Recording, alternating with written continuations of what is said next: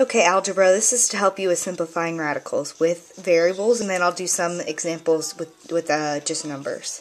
So if you can remember, what we need to do is we need to write out each variable. So for A, we have 5 A's. So 1, 2, 3, 4, 5. And then B's, we have 3. Alright, for every pair, I'm going to circle. Now, for every pair that I circled, I'm going to take out, and that equals one letter outside of the square root. So I have 2 A pairs circled, so I'm going to have A squared outside of the square root. And I have 1 B pair squared, so I'm going to have 1 B. Now, what goes underneath the radical is what's left, so I'm left with 1 A and 1 B. So I'm going to have A, B left underneath. So that's that problem. Next one. Obviously, we know the square root of 49 is 7, so I'm going to take that out right away.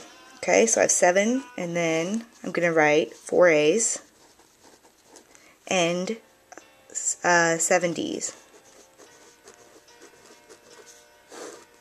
So that's that written out. Now I'm going to circle every pair. So it looks like I have 2 pairs of A's and 3 pairs of D's. So I'm going to take them out. So I'm left on the outside 7 A squared D3. And the only thing I didn't circle on the inside of the radical was a D, so that's what goes underneath it. Next one, we're multiplying. Now, I suggest here to not multiply these numbers because it'll just get a bigger number, and then that'll be harder to simplify. So let's just split up this 32 on its own. 32 is, I'm looking for perfect squares, so that's 16 times 2. Then I have 5x's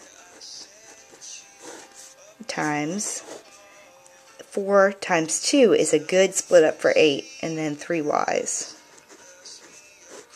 Okay, now I'm going to take the square root of 16 and all my pairs of x's, and then the square root of 4 out and 1 pair of y's. So square root of 16 is 4, and I circled 2 pairs of x's, so x squared comes out. What's left under this first one is 2x. Under the next one, we're going to take the square root of 4, which is 2, and we're left with, and then I have my 2 pairs of 1 pair of y's, and I'm left with 2y underneath. Now I'm going to combine. So we have 4x, or 4 times 2, which is 8, and then x squared y. And now underneath we have 2 times 2, which is 4, and xy. Now, this is almost simplified. The only thing wrong with it is that we have a 4 underneath the square root, and we all know the square root of 4 is 2, so I'm going to take that out.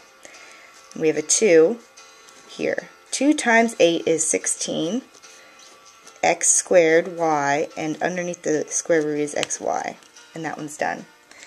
Now, this one is, of course, we can't have a fraction under a radical, so let's put a square root on both the top and the bottom, and that makes it so much easier because the square root of 49 is 7 and the square root of 16 is 4, and we can leave it just like that.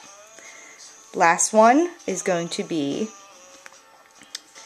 square root of 5 over the square root of 2.